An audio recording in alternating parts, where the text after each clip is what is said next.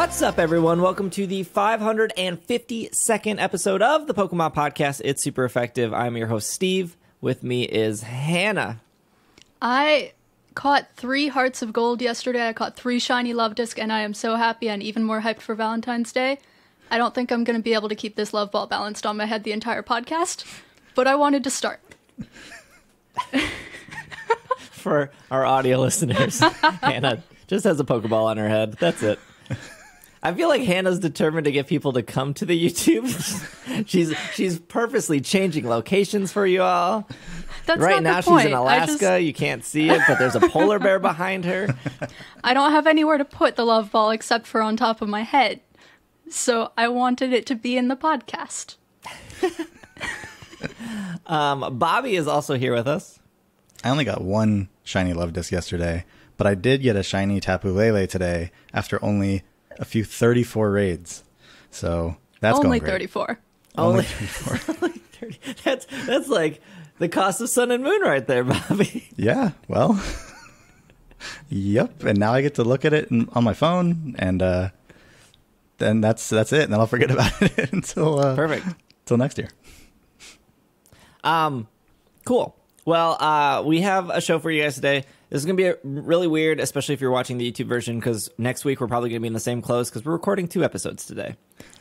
Main reason is I will be in Las Vegas for the Hoenn Tour, and we'll probably have like a bonus episode for that as well. So, a lot of editing for me, a lot of recording for me, but we want to make sure that the episodes get out to you every Monday. Also, we'll circle back to the Love Disc stuff when we get to our Pokemon Go segment. Before we get to our Pokemon Go segment,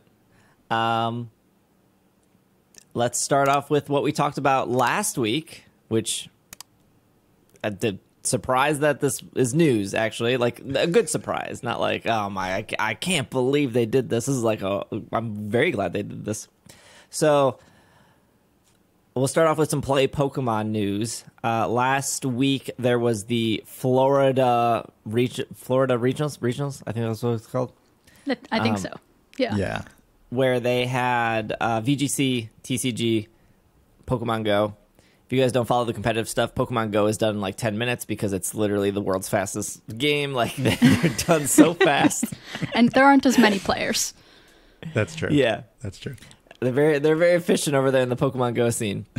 And at a little bit of history here, at a certain point, the TCG stuff got so big, they had to restructure how it worked because people were playing all day, matches were taking so long. They restructured it. And then there was a problem at the Florida Regionals where the first day took 14 hours for competitors. For VGC. For VGC. TCG, under this new format, they get done when they get like efficient as they can be, obviously. And the people who there was 10 rounds, and there were some people who went 8-2, which is usually guaranteeing you into next day. But there was a whole bunch of people that went 8-2 that did not qualify for day 2 at all. So imagine waking up, playing 10 rounds of Pokemon VGC for 14 hours, going 8-2, and then being like, well, I don't make day 2. That's a very long day to find out that you are not participating. And then even worse, if you did make day 2, see you bright and early at 7:30 a.m. to play even more Pokemon.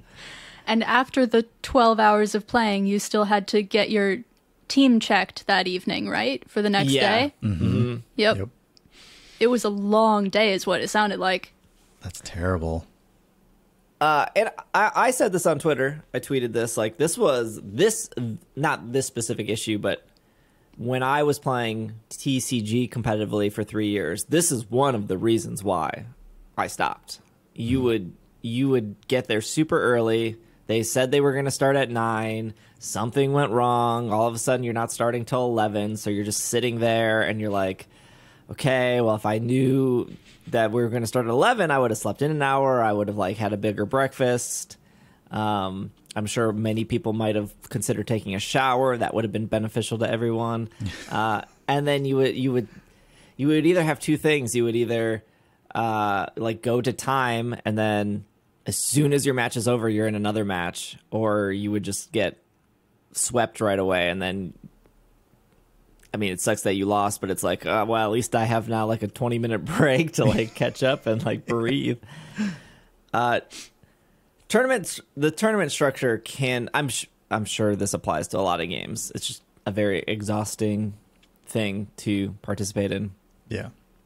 Anyways, the news actually out of all of this is that Play Pokemon tweeted, "Attention, Pokemon VG trainers, following on our upcoming quarterly document updated on February 21st, VG Regional Championships will use the 2-day tournament structure as the Pokemon TCG events. Play Pokemon tournament rulebook, handbook," and then they link to like the handbook and the rule structure. So that's great. That's super good. And I believe there was probably enough. I don't think it was a coincidence that this came out shortly after the disaster that was a 14-hour tournament day in Florida. Right. Because they tweeted, this was like Monday or Tuesday earlier this week, that they are making these changes now. So they're immediate. Like the next tournament is going to be changed? Yeah. Okay. It went wrong enough. Yeah. To change things for next time. Yeah, so that's good. I think the Australian regionals is next on the list. That sounds right. Yeah. And then I think Tennessee has one, and New Jersey. I don't know. Did either of you come to San Diego for that event? San Diego was the first one. Yeah, neither of you came to San Diego, right? No. Okay. I'm pretty. I know you're there, Bobby. I'm pretty over San Diego at this point. Hey, San Diego is great. It's just that area of San Diego not so great. Yeah, it went real downhill during the pandemic. It really did. I didn't even know. I hadn't been there in downtown in 3 years, and I live a mile away from downtown. but I hadn't actually been down there for anything. It's changed. Yeah. A lot of places have. Yep. Just for those that don't know how the TCG structure works, the easiest way I can explain it is if you have 3 losses, you're automatically out. So whether there are 8 rounds or 10 rounds, it kind of consolidates and is easier to get like a top 16 or top 32, depending. So there's like a point structure and whatnot, but pretty much like if you have 3 losses, the likelihood of you making day 2 is next to impossible unless, I don't know, like 10 people in top 8 got like food poisoning and like they need to like move people up. So, hopefully that makes it better. Again, I understand how exhausting it is both mentally and physically to sit there for 14 hours and like Pokemon is already a mind-melting game at a high level. Yeah, that's true. Are you thinking about doing any competitive this year? I've been so distracted in Scarlet and Violet from like raid stuff. Like I've gotten a bunch of shinies and people are always like, "Oh, you must use the sandwich power a lot." And I was like, "No, all of these shinies are just like like the EV training. They're just out there." Yeah, they're just out there. I just run into them. So I haven't really like in-depth shiny hunt. I did do some. I did like 2 or 3 days of ladder in VGC with a rental team, and I was having a good time with it. But I haven't gone back. So the raid stuff is time consuming in a good way. Like it's like a good, like I like doing my 6-star every day. I like helping people with their 6 stars. I like prepping for the 7 stars. I like grinding out the 7 stars. So I have not delved too deep into the VGC stuff. And the raid builds are typically things that would not be good competitively, right? So you're building all these Pokemon out for Greninja, for Charizard, for Cinderace, and teaching people all of that, but you're not. But it's not like you can turn around and use that stuff in competitive, right? So it's like you got to build those teams completely separate from the raid teams. Yeah.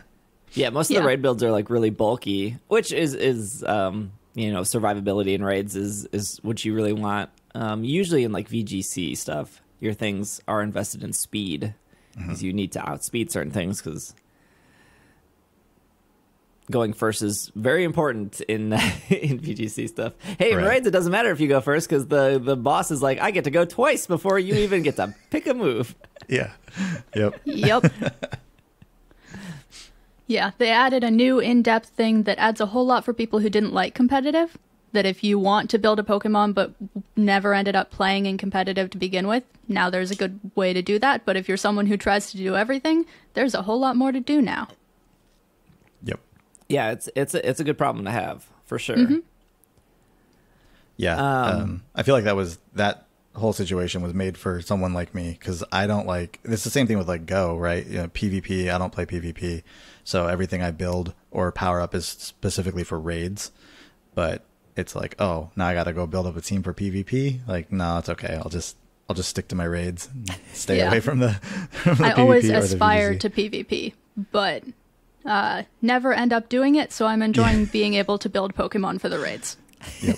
Yep. Exactly. I think it is nice. I think I can definitely see the excitement, at least in the community we've built, of people being like, I've never done EVs before, I've never really done IVs before, and then being able to get excited that they did it, correctly, or they went out and they bought the vitamins and they put it into the Pokemon and they're like, oh my gosh, it worked! Like I built a Pokemon, and it's like cool. It's like really cool that people are slowly starting to understand how important those vitamins can be, or EV training in general, or natures and stuff like that. So it's nice because, like, again, if you're just playing through the story and you're shiny hunting or you're just doing raids in Sword and Shield, like, you probably have never really had to worry about that.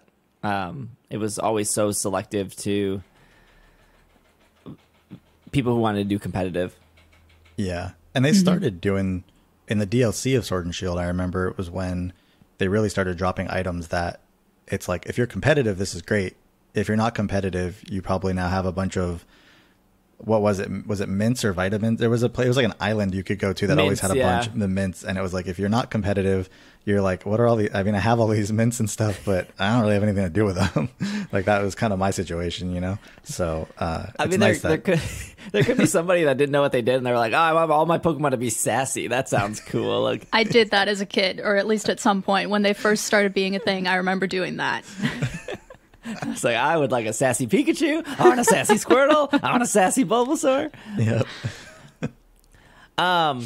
This is some interesting news, although I doubt this is coming to America. Sorry. This is off GoNintendo.com. Pokemon Company releases an 8-disc CD set. Japan loves CDs. Featuring every Pokemon anime intro and outro song. A perfect way to relive your childhood. So this is to celebrate Ash's journey. The Pokemon Company revealed a collection to focus on the music. This is a partnership with Sony Music. It's called the Best of the Best of Best 1997 to 2023. It's an 8-disc collection. Every Japanese opening theme song and Japanese ending theme song for the anime. Limited edition bundle includes a DVD or Blu-ray. Boy, we are really going back in time.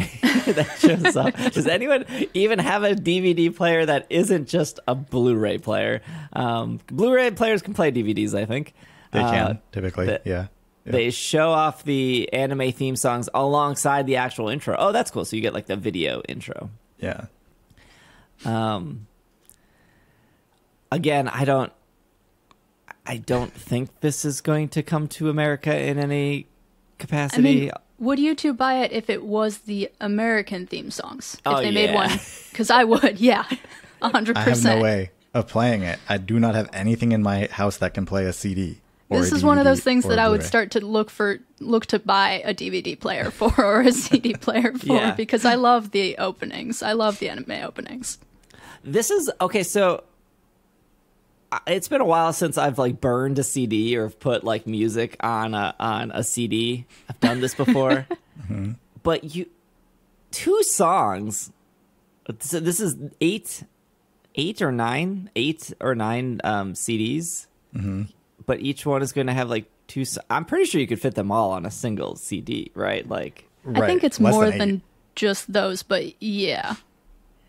like I think a CD is like 55 minutes of music or something. something like that. But is it that the intro and outro like stuff might be longer when it's not part of the show? I have the track listing here. Yeah, it looks like there are 7 There's to a lot 12. There's 17 tracks on disc 1.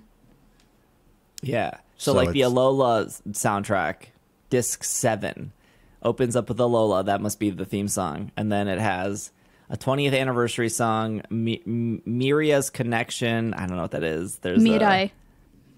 That's kind of like Mirai Don. They have a song called Bless, Future. and then they have like the ending theme. They have a bunch of songs, but yeah, okay. So there is more than just 2 songs. I was gonna say like this doesn't need 9 discs. So if it's just theme songs. If disc 7 is Alola, is every disc each region? So disc 1 I Kanto. believe so, yes, because disc That's 4 what is it looks Best like. Wishes, which would be like Jirachi and stuff. Yeah.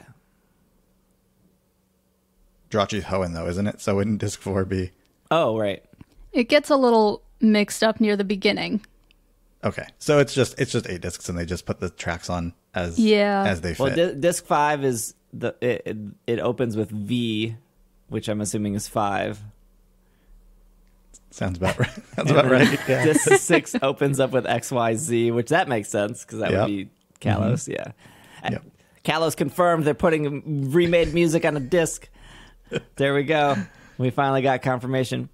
Yeah, so that was like I don't know if you noticed it when you were in Japan, Bobby, but like they had so many like FYEs or just like huge towering music stores. Yes. Japan is like a very vertical country, so like, you'll walk in and like this floor is like K-pop, but this floor is J-pop, this floor is like American rock, this floor is like R&B, and like you just keep going up. Or if it was like an anime store, it'd be like this store is manga, this floor is like anime manga, this floor is like graphic books, this is like they categorize as you go up. Yeah, no, there's definitely a lot of music stores, record stores. I think there was like a Tower Records in Shibuya, kind of close to where we stayed when we were in Tokyo. But yeah, my wife like took me around to like the stores where she would buy CDs when she was like living there as a teenager and stuff.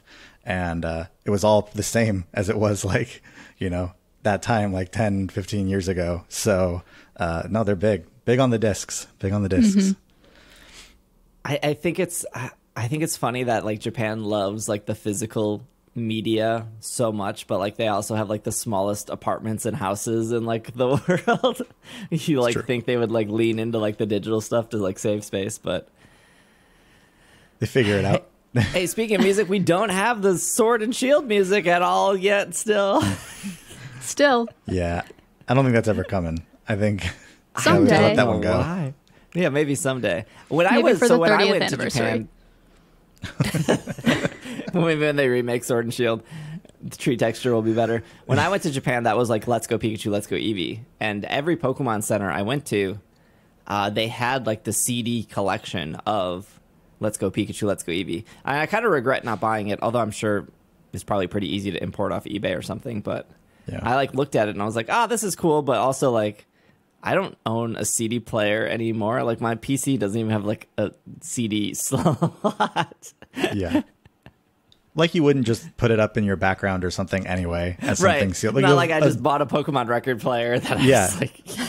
You have a giant box of cards that's sitting right behind your right side there, and I'm sure it's still sealed. You haven't opened it all or anything. No, that one's opened. Is it open? Yeah. Oh, okay. The bad pulls. Okay. What was next on our news list here? Getting sidetracked. Actually, I think that this is probably a good place to take a break because we have anime news to actually talk about. And then we have Pokemon Go. So I think both of those will probably take more than 10 minutes each. So we will take a quick break. And then when we come back, we will talk about some anime stuff and some Pogo stuff. And maybe like a quick Greninja recap since that is now long gone. So we'll be right back. And we are back from our break. All right, let's talk about the Pokemon anime because everyone loves that. So this this is off comicbook.com. The new anime is planning to release on April 14th, and that will feature the two new people, Liko and Roy. That's close enough. Yeah. I still think those are probably going to change for America. Oh yeah, for sure. Yeah, I don't think those are going to stick. But I don't know. Who knows? I mean, Ash was different in Japanese too. Yeah, it was Satoshi, right? Yeah. Yeah. So April 14th for that. That'll be the Japanese anime. We still don't have a U.S. release date. We don't actually know what it'll be on the U.S. I don't know if Netflix is going to pay for that or, I don't know, Paramount Plus going to step in and they're like, we want Pokemon. Peacock, yeah. Exclusively on Peacock. Gosh, I can get my WWE and my Pokemon on one service for a low price of $5 a month. The little, I guess, blurb I wanted to pull here from Sarumi is, it says, this news will focus on a special pendant that is around Liko, who's the female protagonist, questioning what it is for, and states that Liko is from Paldea. More information to come next week. So 2 things there, or 3 things, I guess. 1 is the pendant. 2 is more information next week, although we're recording our podcast early, so you'll have to wait on that for us. I'm sure it's not breaking news. We have until April. And then the 3rd is that she is from Paldea, which maybe nips a few of the is she Ash's daughter in the butt. I guess people could be like, well, Ash moved to Paldea. Yeah. People will always have explanations until we know. Yeah, that's like still a big ongoing thing of like, are any of these characters related to Ash? Is Ash going to be older? There's a lot of theories out there. Just wait until the English version comes out and her name's Ashley. It's gonna be a lot going on then. I can see it now. Bobby, I don't think you were on when we talked about Ash leaving. No. Also, do your kids watch the anime? They do. Yeah, they do. But it's very new to them. So my kids are 5 and 2, and we just started watching the anime maybe like a month and a half ago, and like it was actually, we started watching the anime shortly before it was announced that that Ash wasn't going to be like the main character of the next one. But we've been watching like the Indigo, like the season 1 basically. Oh wow. So it's not, we haven't been watching the newer stuff. We've been watching like the older. Starting them off with the old stuff. It was what was like on Netflix. Like it was rude Jesse and James before they realized they were comic relief characters. Yes. Yeah. So yeah, we've just been watching that lately. So not too far into it, but they do know, like, you know, they're like, oh, Ash and Pikachu and things like that. I'm like, don't get too used to them if we're gonna skip forward to the new stuff. But yeah, I mean, they'll have about the amount of time with those characters as any amount of characters have had on Yu-Gi-Oh shows or other shows that switch characters every season or 2. So right. I guess that's true. I'm not really sure the plan though. Maybe we go through all 25 of the previous years of anime with them. So no actual human can actually do that at this point. It's like what, 1,200 episodes or something. Yeah, it's a lot. It's a and a lot of them are bad. Like I've like 20 of the 1,200 is like some Pokemon race between like 2 water Pokemon.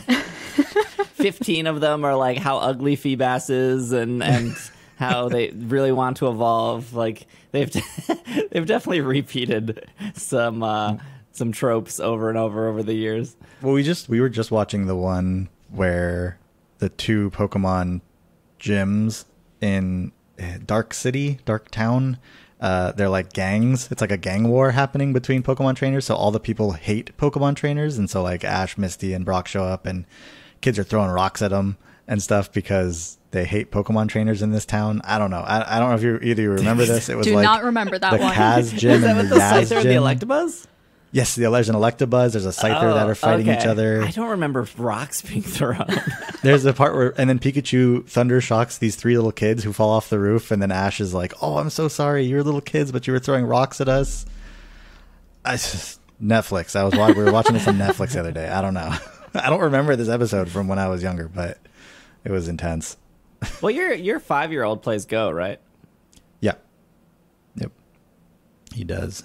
And actually, my 2-year-old also started. She's like throwing curveballs and stuff now, and I was just like, "Oh, okay, we're starting really young here." So we're at this age. Well, speaking of curveballs, let's talk about Pokemon Go. That was maybe the best transition I've had. It's never gonna get any better. Fantastic. Okay, so at the Hoenn Las Vegas tour, they're going to release a new feature. I'm sure that won't break. It's called. It's a fairly simple one. Yeah. Yeah. You'd think that would stop them. Catch Pokemon with location cards at the Pokemon GO Hoenn Tour Las Vegas. They say trainers were excited to announce a new feature that will make its first appearance at Pokemon GO Tour Hoenn Las Vegas location cards. After catching a certain Pokemon from in-person raid battles at specific locations during the Hoenn Tour, trainers will have a chance to receive a location card. This souvenir background will appear on the Pokemon summary page, showing where the Pokemon was caught. So those who participate in raids will have a chance of the location card. Doesn't say what the chance is, if you're lucky, trainers. Location cards are a new way for trainers to remember they caught a specific Pokemon and commemorate visiting a special event or location. Location cards will be displayed. Well, they'll display an image on the Pokemon summary page. I think actually Pikmin already does this. Now that I'm thinking about this, location cards will rotate with the previous Pokemon summary in the background.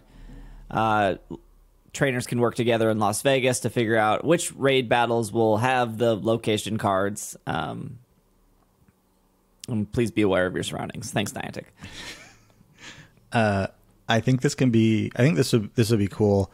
If they will also, if it comes over to the catch card, because right now, I don't know if you've done the little where you like you can share the Pokemon you've caught, and it gives it like a little summary, and then it's got a little, and the background is just a static image of like what the background of the summary usually looks like. And you can go and take your own picture and put that on the catch card, but it's not great. Like it's not like it's not like as good as like Go Snapshot or anything like that. But if they did that would be kind of cool, so that the background would then. And if they don't, it kind of makes the catch card useless for those Pokemon. Yeah. So where is the images going? So I'm looking at Meryl right now in Pokemon Go. It says Meryl. It has like the arc above its head. It says CP 183. Yeah, behind power that. Up evolve. It's going behind Meryl in the blue area. Where the blue is for where like the water type usually now. is. Got it. Okay. So background. that's what I thought, and I was like, okay, I hope it goes there, because that would look cooler than scrolling to the bottom and it just being like. Oh yeah. Oh, at the bottom part. Yeah. So, but if you go into the little like menu and then click on catch card for that Meryl. Menu catch card. I don't think I've ever done this, so it will show you like a picture of. I didn't know the catch card button was there. Okay, got it. So my hope is that background would also apply to this catch card, because people share this like in the Slack and stuff. When people get a shiny, they've been sharing the catch card lately. I think more people are using this now. So it'd be kind of cool if that background was also in the catch card. I feel like you show the catch card when the IVs aren't great. And I also feel like if it does show in the catch card, it's going to be broken and it's going to be cropped and it's not going to look great. I could be wrong. That is also true. But we'll see. Maybe you could like catch switch card between them a traded Pokemon. What happens? Oh, I can't. Because you didn't so catch it. If I click it, there's no catch card for a traded Pokemon. That makes sense because I didn't catch it. Yeah. Hatched as well, I think, doesn't have it. And you have to have caught it in a raid or in the wild for it to show up. Okay, that's interesting. Because one of the things I'm excited for about this new feature is that when you trade these Pokemon, I'm hoping that the traded person will still be able to have the fancy background on them. Because that's a cool collectible thing. Yeah, that would be cool too. That would be cool. So I have two thoughts. One, I do think this is really cool. And but I can't help but think this is another way for Niantic to force an in-person experience. Because I don't know if like, I don't know. Let's just say like the Space Needle is one of these like cool locations, right? Like I think we could all agree that like monuments in the United States or all over the world, Space Needle would be like, okay, that would have one. Maybe like Statue of Liberty, whatever that giant Silver Gate thing in St. Louis. It's the good thing in St. Louis, and it ain't even that good. Like those would probably have catch cards, and most of those are gyms. So if you do a raid there, you have a chance of getting like the Space Needle in the background, which would be really cool. But I wonder if they would be like, oh, you have to be in person to get the chance to do it. I would guess yes, just because of the way that they're like talking about it, even at the Hoenn Tour. Yeah, right. Like select in-person raids. You know, you have to be there. Which I'm sure they'll do something so you can't remote raid into those ones anyway if you're not actually there, right? Like, but I'm sure. I feel like there's not a whole lot of loss to that though if you're not in person. Like, I feel like it's one of those in-person things where it's cool and it's fun when it works, and if it works, I think it will work, but I'm kind of disappointed that it's only a chance at getting it. Yeah, that it's not going to be every single Pokemon that you catch there, because if you aren't able to find one, if you're just super unlucky, that's kind of miserable. Yeah. Yeah, like if you wanted to get all of the location cards, I don't know, let's just say there's like 5 of them at the Hoenn Tour, and it's like, well, I keep doing a raid at this one and I'm not getting it. And now the day is over, and I did 5 raids there, and I feel like it might just be one for the city, and have the city as the background. That's been my understanding. But I also, it would be really unfortunate if you got 100% of one Pokemon and it didn't have the catch card on it, and you got a really bad IV Pokemon of the same kind, and it did have the catch card, and that made you feel like you had to keep the bad Pokemon when otherwise you wouldn't. Right. Which is why, I'm kind of disappointed that it's not going to be on all of the Pokemon at the event. Yeah, but it will be. They do that thing where they put like Community Day and like the notes at the bottom. Yeah, but you don't see that until you're. Well, that's what you were just afraid it was going to be. That's what I was. That's what I was afraid it was going to be. Although I do like that too. I'm not saying I don't like the.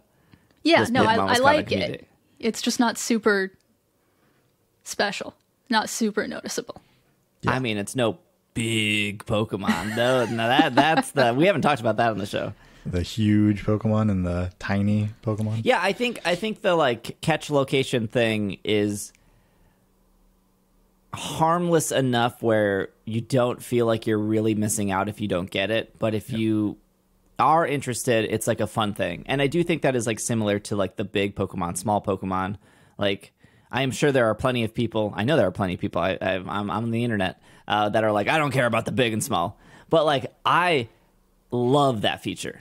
I think it's great. Like, I had no desire to ever click on like a slack off again, right? I have like 40 shiny slack offs.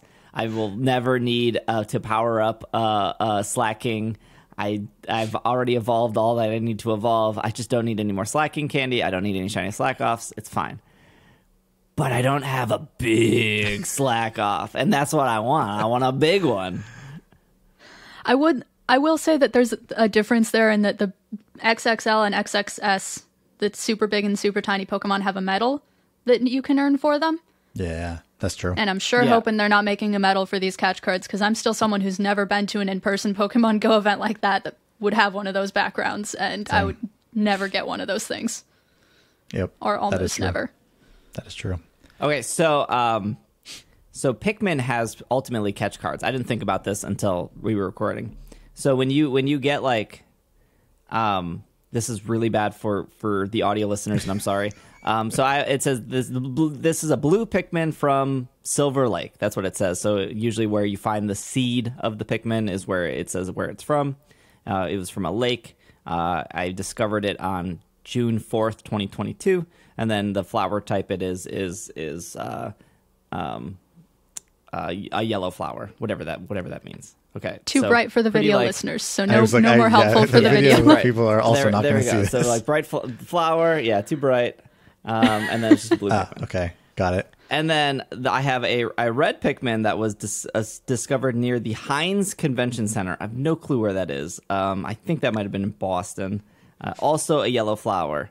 But because I took a picture that day, it attached the picture to it. I did not do that. It was just like it knew that this Pikmin was near this. It looks like it's yes, it was in Boston. It was like a card shop in Boston that I went to. So it took my picture and it assigned it to that Pikmin, which means that Pikmin is reading my camera roll. I just realized. Yes, I was gonna say, did it take it? Did you take the picture in Pikmin, or did you just happen to take the picture? I was gonna ask the same thing. I took the picture outside of Pikmin. Oh, that's not good. Yeah, that could result in some interesting Pikmin. Wow, just finding out some new stuff here on the podcast. I think when Pikmin came out like a year and a half ago, people were like, oh, Pikmin wants to read our camera roll. And I was like, that's fine. I take pictures of like Pokemon and cats. And then I was like, oh, it's cool. Like this Pikmin has like a picture that, but then when I thought about it more in depth of like, oh, I didn't tell it to look at that picture. It decided that was good enough. Yeah, you didn't remember where the Heinz Center was, but Pikmin sure did. It's letting you know it knows exactly where it was. Sure did. Anyways, I was going to go on and say, I find it harder to throw those Pikmin away because the game randomly decided to attach a moment to it. And like that's a good moment, right? Like that is like I was at PAX, I was at a video game card shop. It did that. And you have no idea what Niantic will do to you if you throw that Pikmin picture away. So, because they'll know. Maybe social media, maybe these games were not meant to be. Kind of glad I never got Pikmin now. Yeah, Pikmin's out there reading your camera roll. Going back to the big and small, because we did not talk about this, I absolutely adore the feature. I do want to collect big and small Pokemon. I think they're really fun. I think it's really cool to have like a bigger Pokemon next to you. That's like obvious. And I like to look at like people's trainer things, and it's like, oh, Bobby's walking with a Tyrantrum or something, right? Like that's not true. Bobby's always walking with a Farfetch. Neither of those things is true right now, but sure, we'll go with that. But if Bobby switched to a big Farfetch, I'd be like, oh, that's tight. Bobby has a big Farfetch. But then it goes like a level deeper for me, because not only do I want to collect big and small Pokemon. Actually, I don't actually care about small Pokemon. I really just like the big Pokemon. I like the small Pokemon. Wow. Small and powerful. Like, I think for me, I like the big Pokemon because they're like distinctly bigger. They're tiny. Yeah. I like the small Pokemon when they're already initially big Pokemon. So I would like a small like Tyranitar, because it's like, oh, I'm taller than the Tyranitar now. And I think that's cool. Right. But now I'm like on a mission for community days where it's like, I think, Pokemon Go has been around for 6 years. I just happen to make Pokemon content. So it's like I get bombarded with the frequent questions of like, how many shinies did you get in community day? Either like I didn't get enough or I got too many, depending on if you live in a big city or you don't live in a big city, right? Like I can be like, every community day I get about like 12 or 14 shinies. And some people are like, wow, that's so many. And some people are like, only 12? I got 35. And it's like, yeah, cool. Like, what are you going to do with 35 shinies? That's fine. Like, I don't want to say like, oh, I got 12 and 14 to brag. It's just like, I play for 3 hours. I walk in a circle at a popular place. I catch everything I see. Like, but for me now, community day has turned to be more exciting because like I want a big or a small shiny, and I think that's like a real like it makes it really hard on community day because you're not only, even though the shiny odds are what, like 1 in 25. Niantic will never tell us, but that's what most people speculate. They're 1 in 25. I think it's like a 1 in 256 chance of it being big or small. So 1 in 128, I guess, technically, if you're counting both sizes. So now you have these two odds, these two percentages, or these two probabilities of getting either a big shiny or a small shiny. And so that's my new goal going forward with community days. And I'm thrilled by it. Like, I'm so excited to like, I could get a big shiny, and that's really exciting to me. This is not surprising at all because you love trying to go for the shiny with a mark, in the main series. I mean, when you transfer the super big and super small Pokemon into Pokemon Home and into Scarlet and Violet, they're gonna have the marks. That's the cool thing about these. Yes. Was that confirmed? That was. I think so. Yeah. I know Sarumi said something about that. Oh, yes. I didn't know this. I'll have to look it up because I did get. I do have one big. I have one big shiny, and it's an Ursaluna that I got but I didn't know because my Pokeball Plus caught it, so I never knew that it was big or small. And I evolved it because I was like, I just got to evolve a shiny one to get the shiny Dex entry. And then when somebody was like, oh, you can search by either typing XXL or XXS in the search bar, I was like, oh my gosh, I got big Ursaluna and he's shiny. So now you're telling me that I can move that to Scarlet and Violet when Ursaluna is allowed in the game, I can get the mark next to it, which is tight. Oh my gosh. I think so. I would check it with the non-shiny one first. Right, yes, good call.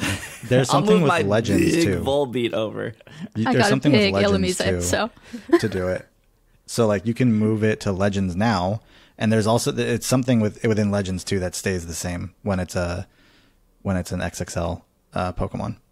So do you think that people can finally get a big Weasel in Pokemon Go and then move it to Legends? Probably. And then the one guy that's like, I want a big Weasel.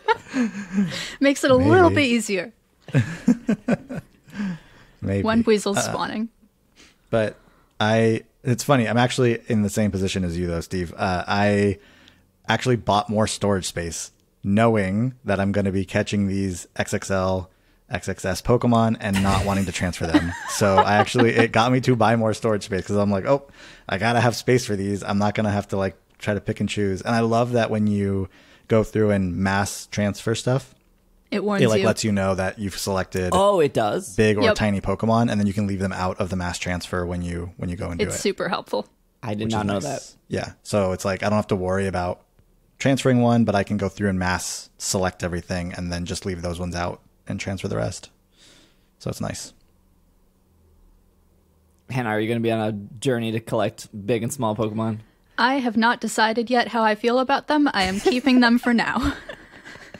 But I don't know how I feel going forward. That's how it started with me. And then I thought, you know what? I'm just going to buy some extra bag space, and I don't have to think about this for weeks, months, sometime down the line. Just keep. I mean, I like to keep my Pokemon Pokemon box all cleaned out when I can. And so I'm going to do that soon while all the candy bonuses are going. Mm-hmm, mm-hmm. Yes. And I'm going to have to figure out what I want to do with these Pokemon because I don't know how I feel about them. They're not great IVs, most of them. Yeah. I just talked to Steve. I was talking to you about this the other day. It's like the candy bonus right now with the transferring, right? That's going to be going on for another probably day or so after when this podcast. Yeah, when the podcast goes up, there should still be like a full 24 hours left. Mm-hmm. And I've got 1,100 legendary Pokemon. And I'm like, I should probably just transfer a majority of these and get triple candy right now. Like they're just sitting there. This is the best chance you've had in a while. I've got 33 other Tapu Lele that like, what am I going to do with those 33 Tapu Lele that aren't shiny? Like, think about this, Bobby. Think about this. You could pay the money to activate the Poke Transporter more often instead of waiting for the 6-day cooldown period. And move them to. I've got 40 non-shiny Regice. Who needs 40 non-shiny Regice? I don't want those in home. It would cost more to transfer those Pokemon over than it costs to get them in the first place. Yeah, and that's not even I have 53 non-shiny Heatran. I don't want 53 Heatran in home. Well, what if you had 60 non-shiny Heatran?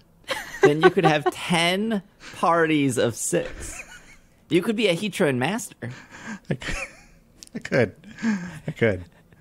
I don't know. 6 years later, I have not transferred. I have not thrown away a legendary Pokemon. I have over 1,000 in Go right now, but I've probably moved close to 50 Mewtwo's into Let's Go Pikachu, Let's Go Eevee because that was free technically, and every 6 days I do try to move 4 to 5 legends before the transporter is full. And then I remember that I got to move these legends over. Mm-hmm. I don't know. There's something about, like, I know that I spent $1 on it that I can't throw it away. Like, it's like throwing the $1 away. But it's, I mean, I also feel this. I don't know why, though, because, like, the logical side of me is like, this makes no sense. Like, it's not doing anything more sitting in my storage. They're never going to get used. Like, I'm never going to move it to home and use it there, possibly. For what? I guess I could trade them or something, or like surprise trade people legendaries or whatever. Like, Yeah. I mean, yeah. things like that. That's a thing. That's more rewarding than just transferring them, for sure. That's true. That might be a thing to do. You're gonna get like that, like, 14-year-old that's like super excited that they got a Mewtwo through Wonder Trade, and then they go check it and it has like the giant G symbol by it, and they're like, "Oh, this is a GO Mewtwo. It wasn't even caught in fire red leaf green." People don't like the little G symbol that they give you I don't for mind Go. the G is like whatever. I'm okay with it. I'm okay with it for now while I'm filling out the living Pokedex. We'll deal with it. Figure out other things later. But yeah. All right. Last bit of news here is just save the dates for community days. I do absolutely love when Niantic does this. I think it's really great, giving people plenty of time to heads up. Not everyone has flexible jobs, so giving people like a month or two heads up of like, hey, if you like Pokemon Go and Pokemon Go is your life, you might want to take off these following days. Or I don't know, work a night shift, because like what a Pokemon Go event happens after 6. I think the only one I could think of was that Clefairy event.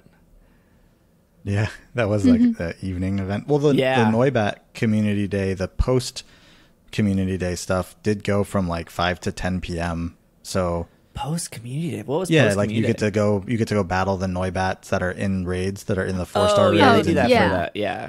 So there is that. Like that's always in the evening because it's after. Okay, so save the dates here. We have Saturday, March 18th. Saturday, April 15th, Saturday, April 29th, which will be a classic community day. They have not said what that would be. Although, have they done Beldum? I feel like Beldum is probably pretty high up there on the list of classics, especially when we're running out of megas, and Mega Metagross is one of those megas. True. That would be a good one. Sunday, May 21st. So a lot of Saturdays, a Sunday. So that there's your next 3 months of community days.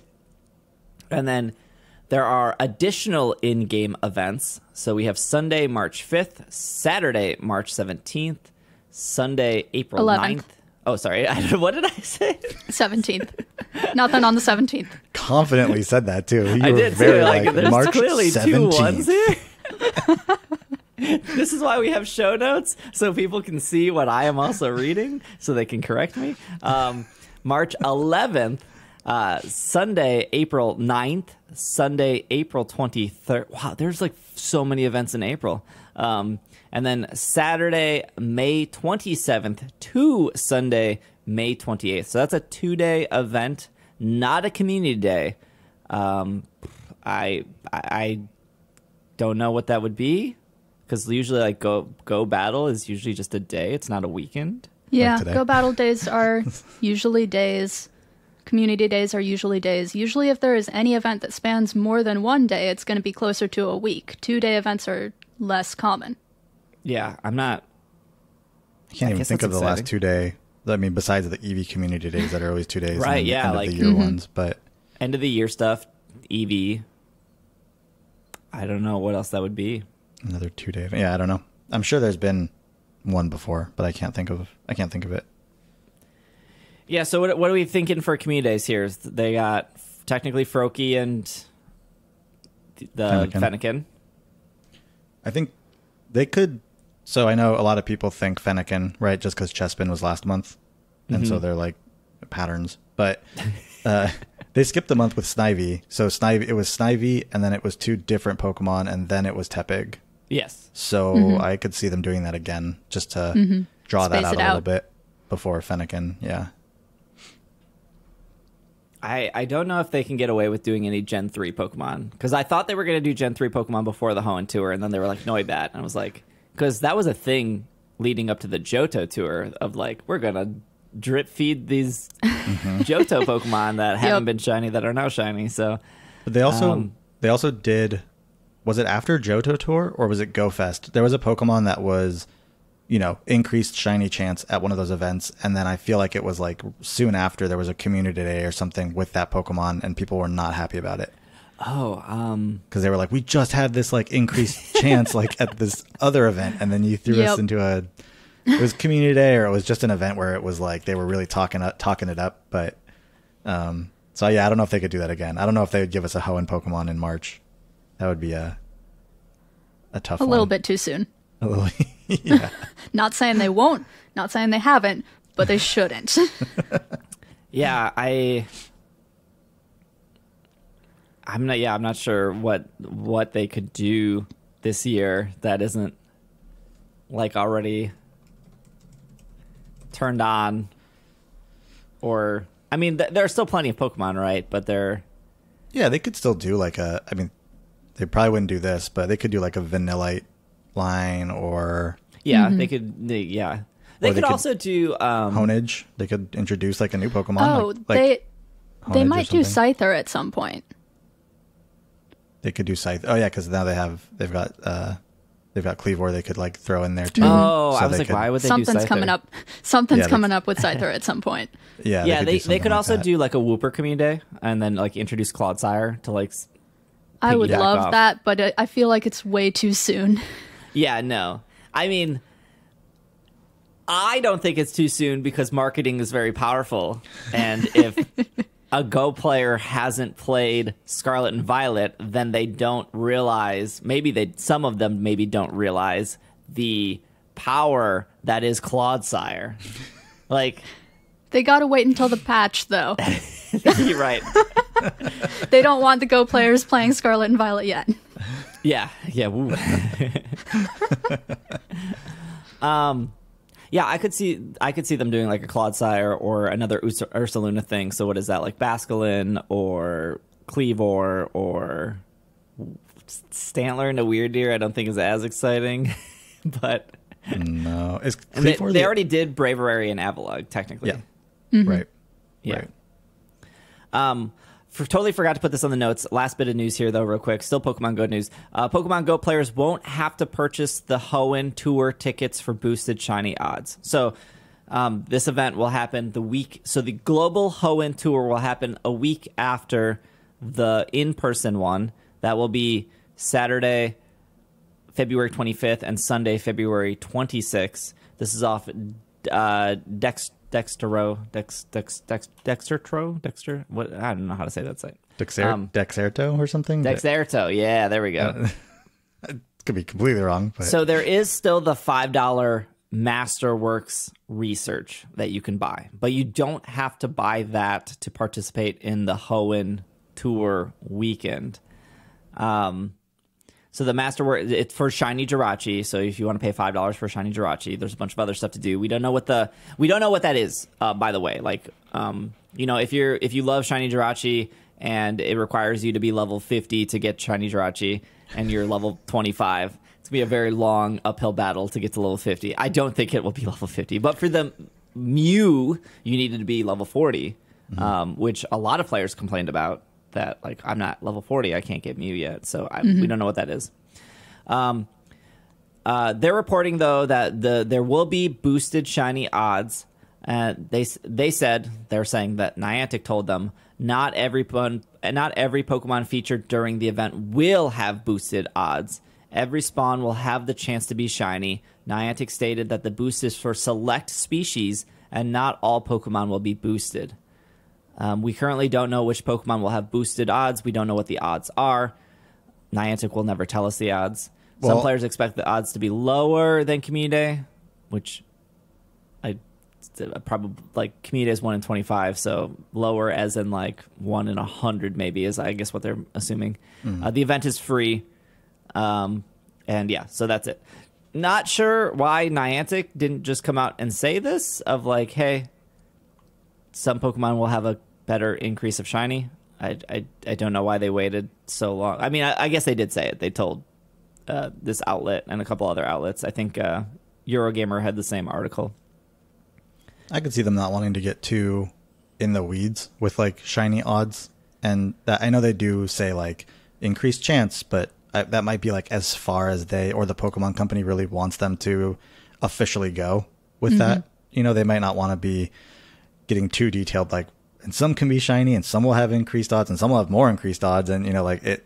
So it might be easier to just let this go to the outlets and then have them explain it or have them kind of talk about it instead.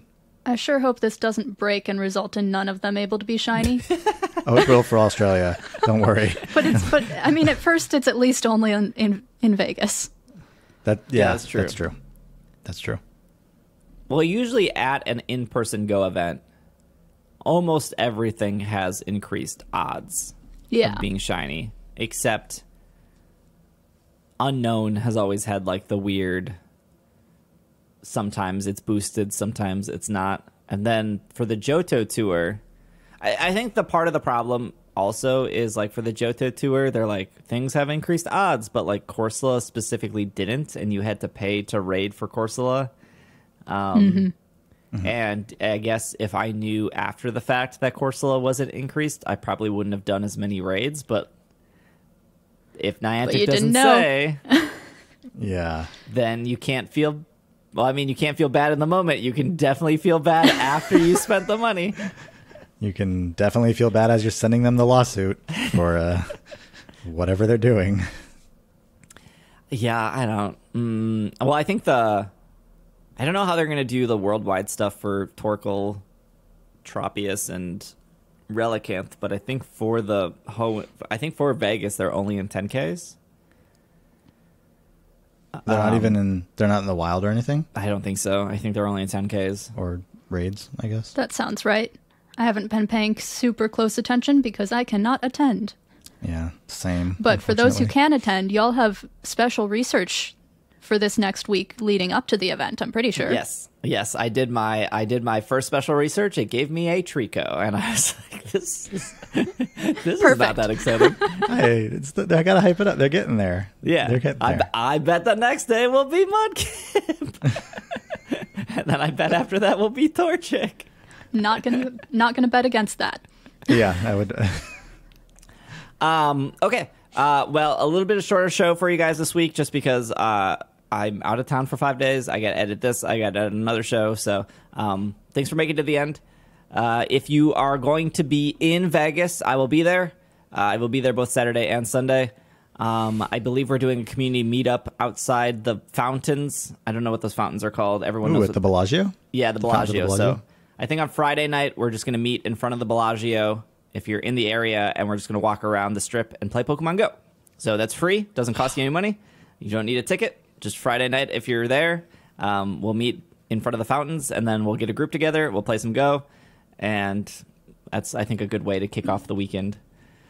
So, yeah, if you're there, again, if you're at Vegas, feel free to say hi. I'll probably have some stickers on me if you can find me. First come, first serve. I have like 50 stickers. So, again, don't be shy if you're there. I like going to events and meeting people. Hannah, thank you. Bobby, thank you. And then if you're listening to this on Monday, we're still streaming on Twitch on Monday and Tuesday, and then no streams until we get back. I do have YouTube content prepped, so if you're desperate for more content or this episode wasn't long enough for you, there should be some YouTube content on the channel. If you're watching this on YouTube, like, comment, subscribe, tell us what Pokemon you would like for Community Day. That's pretty good. Tell us what Pokemon you would like in Community Day this year. There we go. That's good. That's a good one. Otherwise, we'll see you guys next week. This has been another episode of the Pokemon Podcast, and we are super effective. Trying to figure out what that 2-day Pokemon Go event is going to be. It's super effective. Yeah, that's a weird one. That is a weird one.